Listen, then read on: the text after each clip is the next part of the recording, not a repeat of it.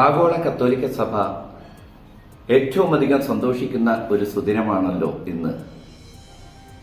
വളരെയധികം പ്രതീക്ഷയോടുകൂടി കാത്തിരുന്ന കത്തോലിക്ക സഭയ്ക്ക് ഒരു പുതിയ ഇടയനെ കിട്ടിയിരിക്കുകയാണ്.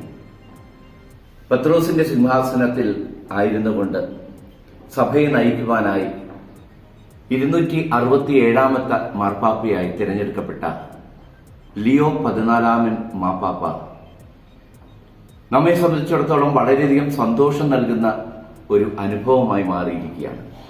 കാരണം അദ്ദേഹം മാർപ്പാപ്പയായി തിരഞ്ഞെടുക്കുന്നതിന് മുമ്പ് തന്നെ നമ്മുടെ കേരളം സന്ദർശിച്ചിട്ടുണ്ട് എന്നുള്ള സന്തോഷമാണ് നിങ്ങളുമായിട്ട് പങ്കുവയ്ക്കുവാനുള്ളത്. അതും കേരളത്തിലെ വയനാട്ടിൽ മാനന്തവാടിയുടെ ഒരു കാലത്തെ സബ്സ്റ്റേഷനായിരുന്ന തലപ്പുഴ സെന്റ് തോമസ് പള്ളിയിൽ അദ്ദേഹം സന്ദർശനം നടത്തി. 2005 തലപ്പുഴ സെന്റ് തോമസ് ദേവാലയം കോഴിക്കോട് രൂപതയുടെ ഭാഗമായിട്ടുള്ള ഈ ദേവാലയം അഗസ്റ്റീനിയൻ സന്യാസ സഭയ്ക്ക് മേൽനോട്ടം വഹിക്കുവാനുള്ള ഉത്തരവാദിത്തം ഏൽപ്പിക്കപ്പെടുകയായിരുന്നു. ഇപ്പോഴത്തെ പാപ്പയായി തെരഞ്ഞെടുക്കപ്പെട്ട ലിയോ 14 പാപ്പ അഗസ്റ്റീനിയൻ സഭയുടെ ജനറലായിട്ട് സേവനം അനുഷ്ഠിച്ചുകൊണ്ടിരിക്കുമ്പോൾ 2006 ഒക്ടോബർ 6-7 തീയതികളിലായിട്ട് തലപ്പുഴ സന്ദർശിച്ചതായിട്ട് കാണുകയാണ്.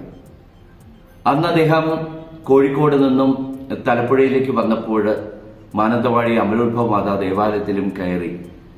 ആ ഒരു സന്തോഷം ഞാൻ നിങ്ങളുമായിട്ട് പങ്കുവെക്കുകയാണ്. അതിനുശേഷം അദ്ദേഹം തലപ്പുഴ സെന്റ് തോമസ് ദേവാലയത്തിലേക്ക്, ചുങ്കംപള്ളി എന്നറിയപ്പെടുന്ന തലപ്പുഴ സെന്റ് തോമസ് ലാറ്റിൻ ദേവാലയത്തിലേക്ക് പോവുകയും അവിടെ 2 ദിവസം താമസിക്കുകയും ചെയ്തു അഗസ്റ്റീനിയൻ വൈദികരോടൊപ്പം. എന്നെ സംബന്ധിച്ചിടത്തോളം വളരെ സന്തോഷം നൽകുകയാണത്.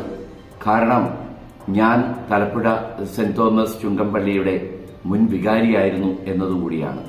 അപ്പോൾ ഈ സന്തോഷ വാർത്ത നിങ്ങളോടൊപ്പം പങ്കുവെക്കുന്നതോടൊപ്പം ഈ പാപ്പായെ ഏറെ സ്നേഹത്തോടുകൂടി സ്വീകരിച്ച കേരള ജനതയ്ക്ക്, പ്രത്യേകിച്ച് മാനന്തവാടിയിലെ ജനതയ്ക്ക് ഈ ഒരു സന്തോഷ വാർത്തയും കൂടെ അറിയിക്കുകയാണ്. സ്നേഹപൂർവ്വം ഫാദർ വില്യം രാജൻ.